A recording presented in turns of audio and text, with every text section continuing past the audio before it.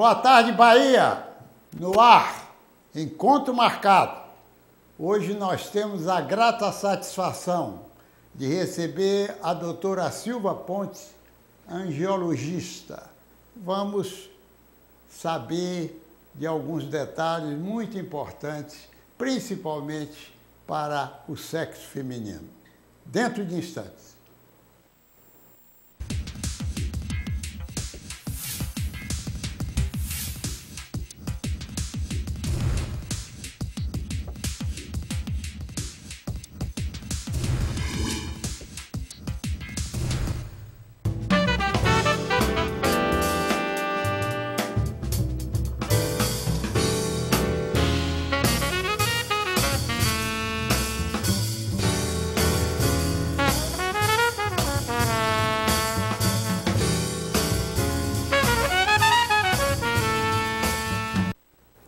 Doutora Silvia, Oi. como dizia eu aí no introito desse nosso programa, desse nosso bate-papo, Certo. além da satisfação, eu sei que a sua conceituação e os seus conselhos vão ser muito bons para, principalmente, as mulheres. Mas os homens hoje estão assim, muito vaidosos, né? Cuidando E também vão aproveitar dos mesmos conceitos, né? Então eu queria lhe perguntar o seguinte, Certo. nessa sua especialidade de angiologista, Certo. primeiro uma pergunta de curiosidade de médico para médico. Por que você, se me permite, Lógico. escolheu a angiologia? Na verdade, foi um contato, como eu falei, com o seu colega Celso Figueroa, quando eu era estudante de medicina. Fui para Santa Isabel, gostei, comecei a trabalhar com os pacientes do SUS, aqueles casos graves, doença venosa crônica, de úlceras. Achei muito interessante. Passei por várias especialidades, mas me identifiquei mais com a angiologia. É verdade. Você agora, de uma forma mais explícita, e fala desse nosso amigo saudoso, que eu sempre que entrevisto um angiologista, eu sempre me lembro dele, e até eu, quando passo pelo Vale de Nazaré, eu fico muito alegre porque vejo que o Hospital Santa Isabel o prestigiou com um pavilhão. Isso não é mesmo, verdade? fez homenagem. É exatamente, que tão merecido o grande trabalho que ele fez e, digamos assim, o ícone na especialidade, né? Agora me diga uma coisa, lá na sua clínica, Sim. qual é assim o grosso, a sua estatística maior de atendimento sobre que patologia? Veja só, como atualmente eu não trabalho mais a nível de SUS, Sim. mas em consultórios particulares, Sim. consultórios ligados à área cirúrgica particular, convênios, então 80% a 90% dos pacientes são de doença venosa, de varizes. Mais varizes, que a gente tem uma classificação agora de grau 1 a grau 3 ou 4 varizes mais brandas, desde microvarizes até varizes cirúrgicas. Sim. Existe uma pequena porção de pacientes ligada à parte de doença venosa crônica, de úlcera, mas muito pequena em consultório ambulatório, consultório médico. Agora eu ia lhe perguntar o seguinte, quando você falou aí nos graus das varizes, eu me lembrei que no passado essa questão de úlcera varicosa ocorria com muita facilidade. Hoje ainda a incidência é maior? Ainda tem uma incidência grande, a procura é grande, porque é uma patologia, assim, você tem, vamos dizer assim, uma patologia crônica, né? O paciente leva anos com a lesão dessa. Muitas vezes são pacientes de baixa renda, então pacientes que não têm condições de chegar a um atendimento muito rápido e quando chegam ao ambulatório ou a um consultório já estão num quadro mais grave. E pela própria patologia em si, ela é crônica, quer dizer, o paciente tem uma dificuldade da cicatrização. E, digamos assim, mais nessa parte cirúrgica também, que você tem mais ligada às varizes e às consequências, a questão de trombose, isso aí, qual é também A incidência assim, também sua continua alta. incidência? Inclusive, a investigação de trombose, de uns 20, 25 anos para cá, se descobriu a questão da trombofilia, que é uma tendência genética até a trombose. Isso fez com que muitos serviços ligados também à área próxima da angiologia ou vascular, né? Serviços de ortopedia, de ginecologia, de cirurgia plástica, estão investigando também nos seus pacientes essa predisposição.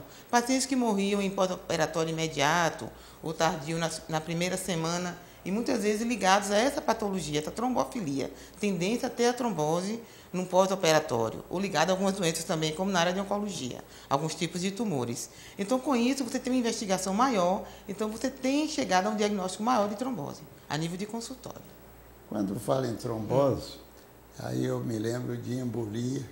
Isso, o risco maior da trombose é a embolia pulmonar. Quando eu era interno de maternidade, uma senhora que puérpera, já no dia da sua alta, ela, ao levantar do leito, teve uma embolia pulmonar. O trombo está instalado pelo repouso no leito, o puerpério, que os hormônios estão altos, predispondo, né, ao período de maior risco, na verdade, é o puerpério, predispondo a trombose, aí levantou, o trombo foi embora para o pulmão. Vai embora, não é? Acontecia muito isso. Agora, uma coisa que, dessa época que eu estou me referindo para cá, aí começou-se a ideia de movimentar o paciente de imediato. Isso, a deambulação precoce, um dos fatores atualmente... mantinha, às vezes, até no leito. Até o paciente de varizes ficava 2, 3 dias no leito, um risco muito grande de trombose, embolia pulmonar. Hoje em dia, o paciente, a maioria quase todas as cirurgias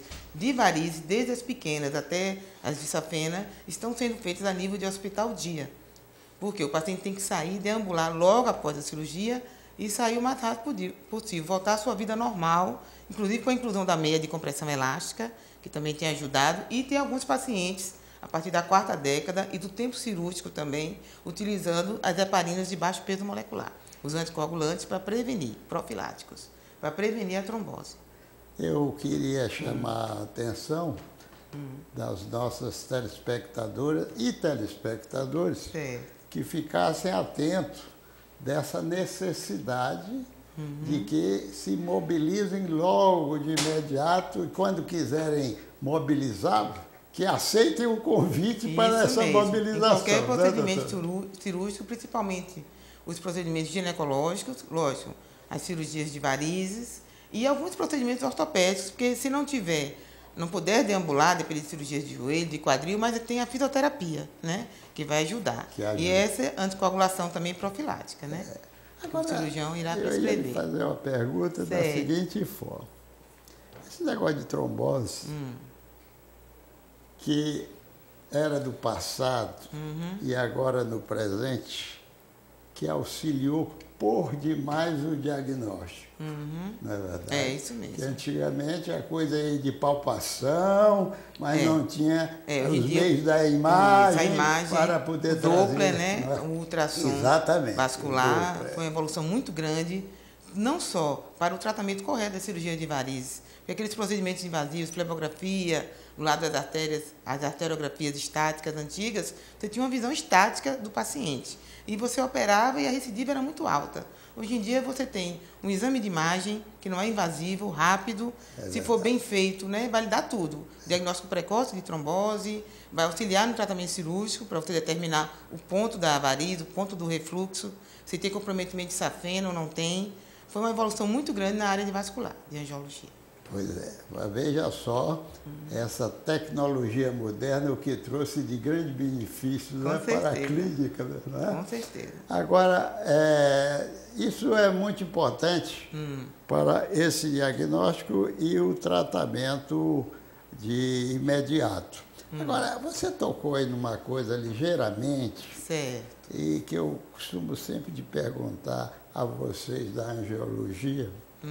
Antigamente, quando se percebia qualquer coisa de uma variz mais de grau mais elevado ou pouco, se fazia muito exatamente a safectomia. Safenectomia.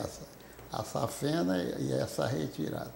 Mas como ela hoje é usada para fazer a revascularização cardíaca. Isso, como substituto da artéria coronária. A preservar agora é uma coisa importante, né, doutor? Geralmente, muitas vezes, o cirurgião cardiovascular encaminha o paciente para o vascular, para o angiologista, para avaliar, às vezes ele mesmo avalia, se a safena é suficiente ou não. Porque também, para ela poder ser usada como substituto para a coronária, ela tem que estar bem.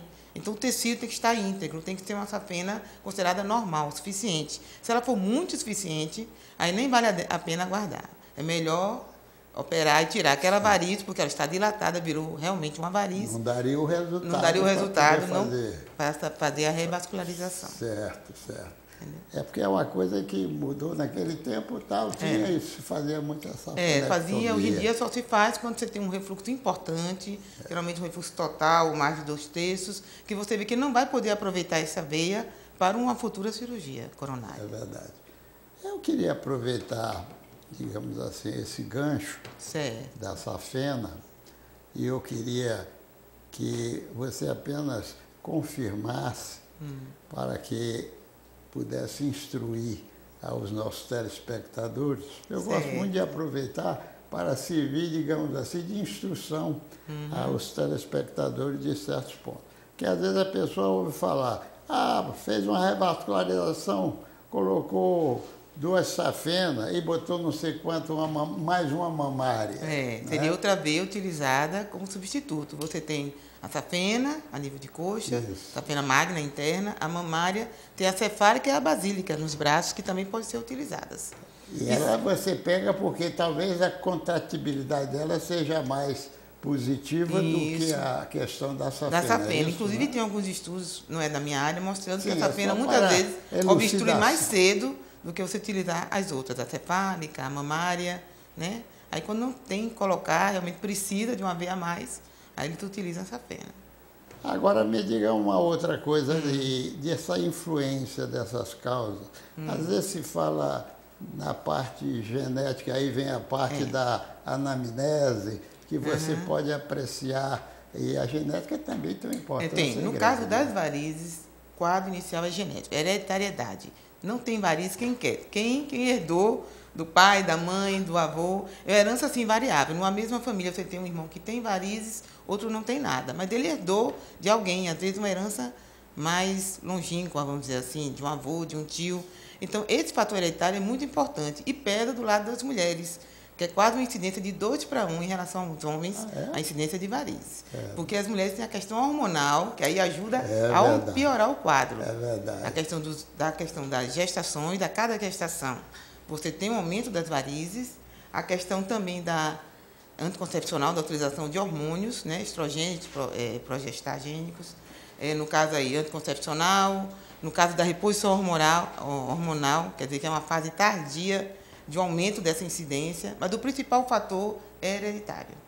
Eu ia lhe perguntar exatamente desses outros pontos do anticoncepcional, essa questão da gravidez, né? Isso, tudo porque isso também ajuda tem a a compressão durante o desenvolvimento do feto, né? Na pelve, né? Dificuldade de retorno venoso, isso, exatamente. A questão dos hormônios elevados, entendeu? Tudo isso. Agora tem que ter o fator genético. Se não tiver a herança, vai ter os filhos que tiver que ter e não vai ter variz. Mas se tiver, agora se tiver herança é muito importante. Muito importante. Né? Se prepare, porque a cada gestação essas varizes vão aumentar. Agora, como nós já entramos nessa questão, eu queria também lhe perguntar o seguinte. Até me perguntaram, nada para melhor informar do que a especialista. Né? Pessoas que andam, digamos assim, na moda, com aqueles sapatos, eu vou dizer que se falava muito em Luiz XV, né? Salto do alto, salto e tal. Aquilo. Veja só, aumentar as varizes ele não vai aumentar, mas ele vai tirar a mulher do seu eixo, um desequilíbrio na coluna, então ele vai dar dores a nível lombar, joelho, vai sobrecarregar, e vai dar dores nas pernas. Então, as pacientes que trabalham o dia todo, as mulheres no caso, com saltos muito altos, com a frente baixa, elas vão ter esses sintomas. Se tem varizes, elas vão piorar os sintomas das varizes. Então, o salto também rasteiro demais não é bom. É bom um saltinho um pouco alto, um anabela, uma plataforma, para dar um equilíbrio. É o ideal. E agora me diga uma coisa. Me fale aí dessas doenças digamos, profissionais, das pessoas que, por profissão ou por qualquer outra coisa, que permanecem muito de pé. Qual o conselho que você daria nesse conselho? Veja só, hoje em dia se fala muito em atividade física. Você tem que melhorar, fortalecer a musculatura, melhorar o tônus, também a nível da parede do vaso, para você ter menos sintomas. Então, sabe-se que as mulheres, os homens também, que praticam atividade física regular, mesmo tendo varizes, vão ter menos sintomas do que os que não praticam. Então, se tem um trabalho que tem que permanecer muito tempo em pé, em ortóstase, ou sentado, tem que sair do sedentarismo, tem que passar a fazer uma atividade regular para compensar esse trabalho. Também tem a questão do uso das meias de compressão elástica. Elas dão um alívio, mas mais nos graus mais graves de varizes. Entendi. Nas varizes pequenas, telangiectasias, é melhor a questão da atividade física regular. Isso, então, é mais, digamos assim, uma também indicação para que as pessoas façam, digamos, seus exercícios físicos. Isso, vai melhorar tudo, para né? Poder... Nível cardíaco, nível circulatório. E evitar também, né? E controle de peso, porque também o excesso de peso, no caso das pessoas que têm a tendência a ter varizes, ou que já tem algum problema circulatório, vai piorar esses sintomas. Então, a atividade física está ligada diretamente ao controle do peso. Está vendo você? Então, veja só, minhas telespectadoras e espectadores, porque, na verdade, as varizes tanto têm o seu efeito feminino como tem o seu efeito masculino, não é verdade? Agora, me diga uma coisa, doutora. Digamos, o arsenal terapêutico para ser usado tem melhorado com o passar do tempo? Passar do tempo, sim. Além das medicações, que é a parte dos sintomas, de melhora dos sintomas, no caso dos flebotônicos, linfocinéticos, né? Essas medicações existem várias hoje em dia. Já tem trabalhos, estudos demonstrando que realmente tiram os sintomas ou melhoram bastante. A questão do tratamento. O tratamento de varizes, ele é sempre invasivo, porque as varizes são veias dilatadas, tortuosas, que aparecem mais nos membros inferiores. Você pode ter outros tipos de varizes, as hemorroidas, as varizes de esôfago, mas são outras patologias. No caso da insuficiência venosa, está ligada mais aos membros inferiores.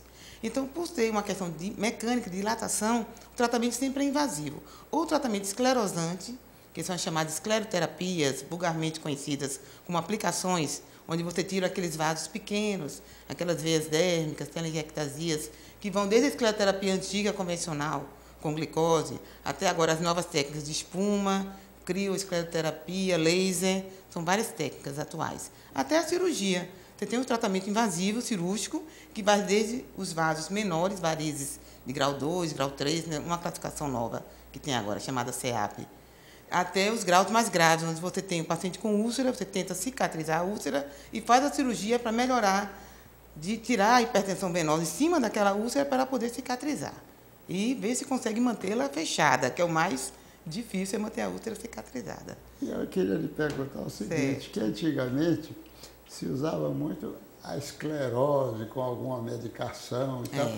Ainda se usa, sabe assim, que é padrão ouro, escleroterapia com medicação, ela tem uma resposta boa em alguns casos, é muito mais prática, não tem um repouso, os cuidados são menores. Mas você já tem outras técnicas, essa do esclerosante, que é chamada técnica de espuma, está estudando uma substância chamada polidocanol, que é uma substância antiga, quer dizer, o polidocanol não é antigo, a técnica é antiga, mas ela foi refeita com uma substância melhor e está tendo efeitos muito bons. Talvez até no futuro substitua algumas cirurgias. O laser, que também veio... do laser. O laser é muito importante para alguns tipos de vasos específicos, mas o problema do laser está mais ligado à questão do fototipo, a cor da pele.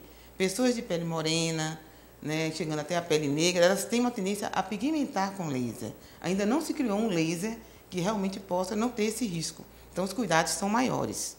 Então, você trabalha muito em peles mais claras com vasos pequenos, vasos mais dérmicos. Entendi. Mas você também pode usar o laser na cirurgia. É a chamada cirurgia endovascular, onde você tenta tirar a safena. Na verdade, você tira a safena, faz uma obstrução dessa safena com o laser também, utilizando o Doppler, o ultrassom Doppler. Então, são técnicas novas, porque cada vez as cirurgias estão ficando menos invasivas. Não são mais aqueles cortes, são menos incisões, usa-se agulha, usa-se o laser, tudo para assim, a parte estética ser bem valorizada, você ter um bom resultado no pós-operatório.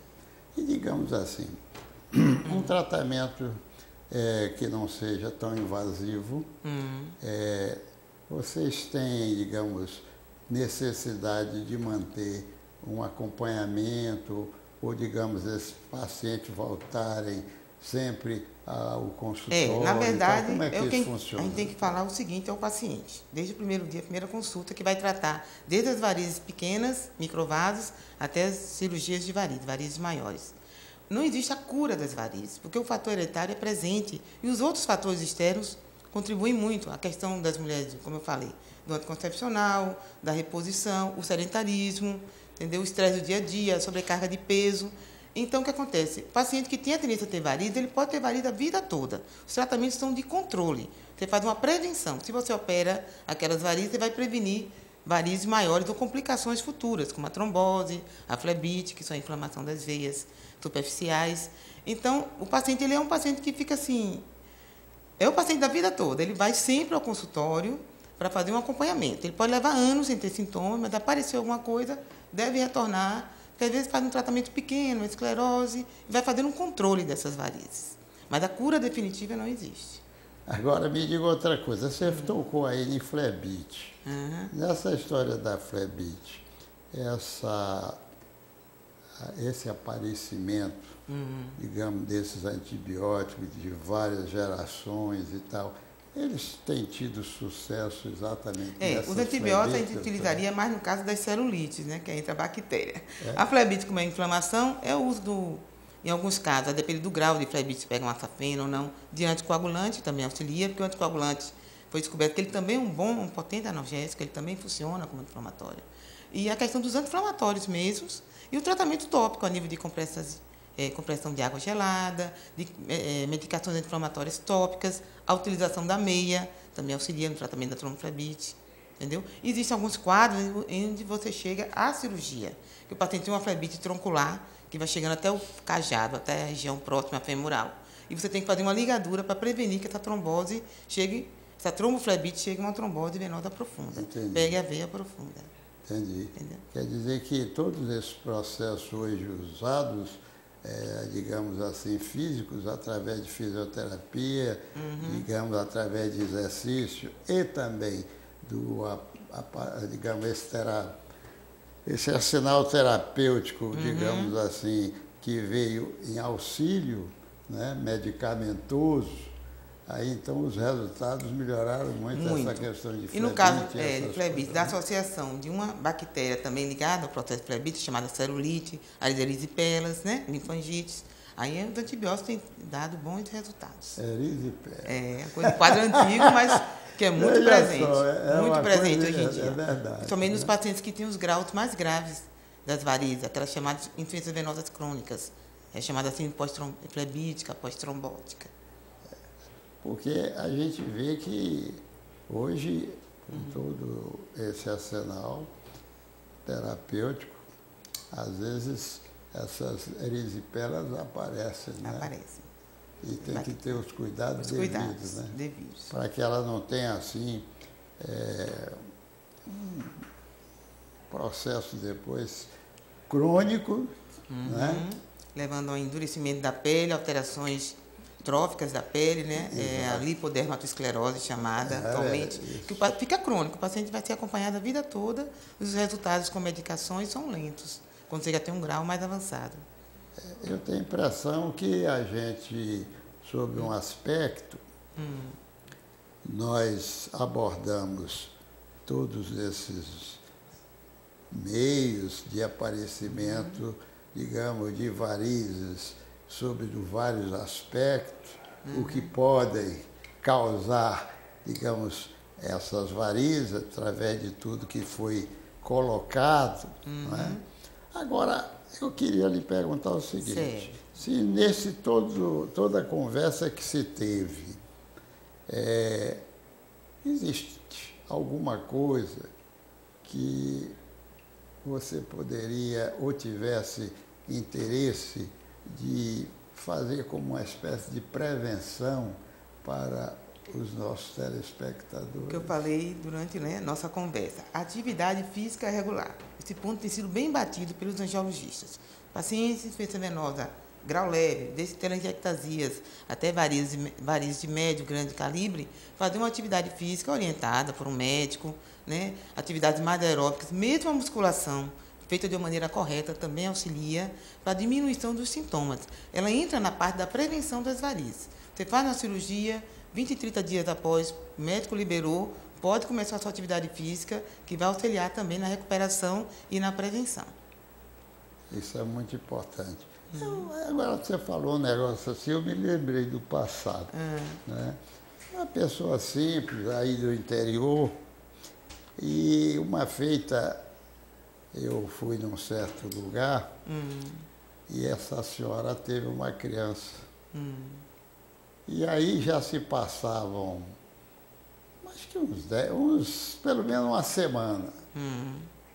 E ela não queria deambular, de jeito nenhum, estava lá. Um risco aí, grande. Quando eu cheguei, né, lá pelo interior mesmo, gente humilde, ele disse, olha, você tem que sair da cama agora. Correndo um risco muito grande de trombose. Guardava-se exatamente aquele cuidado de não se levantar imediatamente, o resguardo, né? Hoje em dia não e tem que desse resguardo acontecia. O paciente fez a cirurgia, pariu, normal, cesárea, passou o efeito da anestesia, deambular. Aí muito perigosas. Muito perigosas. Né? A trombose está diretamente ligada a esse repouso. Né? Eu sei que foi interessante, porque disse, não, você tem que sair dessa cama aí. Tem um fator agora que se usa muito em cirurgias plásticas, em cirurgias a nível de pelve, e algumas cirurgias também maiores a nível de insuficiência venosa, arterial, que é a chamada meia antitrombo, que é uma meia que foi criada agora de compressão, que o paciente, quando faz vamos dizer, uma cirurgia grande, mais de 3, 4 horas, ou uma cirurgia plástica também, num tempo maior, ele vai usar no pós-operatório imediato. Enquanto ele está em repouso, ele está usando essa meia, que ela também ajuda a prevenir a formação de trombose nos meios inferiores. E aí, quando ele começa a deambular, ele sai dessa meia, se ele não tiver varize, pode usar a outra, a meia comum de compressão, ou pode não usar, se for outro tipo de cirurgia que não seja área venosa. Né? E aí, Cássio, quanto a essa questão, já que você colocou bem, da questão da tensão dessa meia, vocês também, de acordo com o caso, elas tem a graduação. Tem que ter educação. Com a necessidade, né? Isso, tem a de suave compressão, média e alta compressão. A mais comum é a média compressão, que pega desde os vasos pequenos até as varizes maiores.